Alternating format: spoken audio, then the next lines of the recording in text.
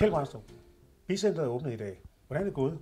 Jamen, det er gået over al forventning. Vi har haft en stor tilstrømning af mennesker lige fra tidlig morgen, og det har glædet mig meget, at jeg har kunnet se, at der er kommet biavlere, som har mange års erfaring, og der er kommet en lang række biavlere, som skal til at starte forfra. En af grundpillerne og nogle af de vigtige idéer omkring det her center er jo netop, at vi vil servicere både lille som stor. Det vil sige hobbybiavlere, som starter fra bunden af, men lige så vel erhvervsbiavlere, som har mange år på bagen.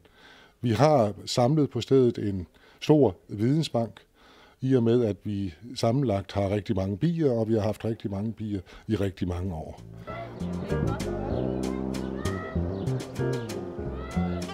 Hvor kommer I fra? Jeg kommer ned fra Tureby, syd for Køge. Og du hedder? Kurt Halbæk. Og du? Ja. Jeg kommer ud fra Stenlille, og jeg hedder Lars Bolskift. Hvad forventer I så at finde i dag? Nogle gode tilbud. Ja. Det har han da reklameret med. I forhold til det eksisterende marked er det vores klare opfattelse, at vi ligger i front. Og vi vil i hvert fald gøre, hvad der overhovedet står i vores magt for at ligge foran i enhver sammenhæng.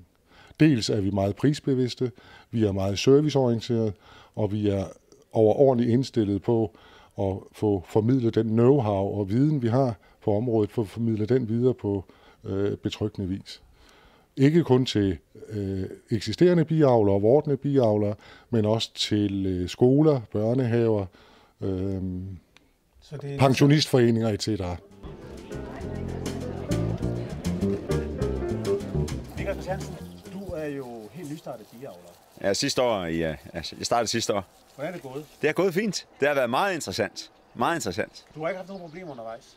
Det har jeg ikke, fordi alt det materiale, jeg har haft, det har været nyt. Altså, alt sammen har været nyt.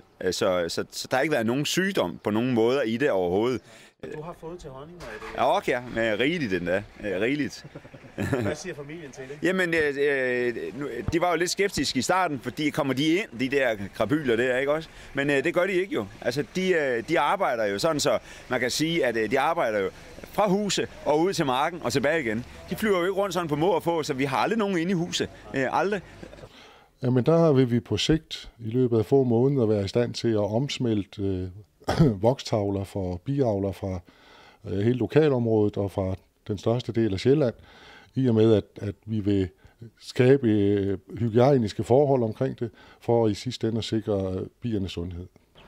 Lars, du er kommet her til Bicentret, det nye startede Bicenter. Ja. Hvad fik dig egentlig herned?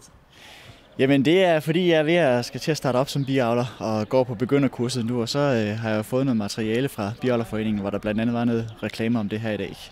Så derfor har du fundet herned til? Ja, præcis. Hvad får dig til at starte som biavler? Jamen egentlig er det fordi jeg er biologilærer og har set en masse idéer i at kunne bruge bierne i undervisningen, og så skal man jo have nogle bier at kigge på, så må jeg jo starte det selv. Er det noget, der ligesom man bliver stukket af? Det gør man jo nok. Ja. Nu er jeg ikke blevet stukket endnu, men det kommer nok. Og nu skal du op og kigge på algrædet. Præcis. Ja, se om der er et godt tilbud. Du taler om, at I meget gerne vil dele jeres viden og erfaring med biavlerne. Hvad er det går ud på? I den kommende sæson lægger vi ud med 4 temaaftener, hvor vi inviterer biavlere med forskellige baggrund til at deltage i en møderække, hvor vi gennemgår udviklingen i bifamilierne hen over sommeren. Vi starter med udvikling om foråret, vi snakker om dronningproduktion hen over sommeren og afslutter sidst på året med indvindringen af bifamilierne. Det bliver arrangementer, der bliver offentligt tilgængelige, så alle de får adgang til dem. Vi vil til arrangementerne stille al vores viden til rådighed og forsøge at få formidlet den på bedste vis.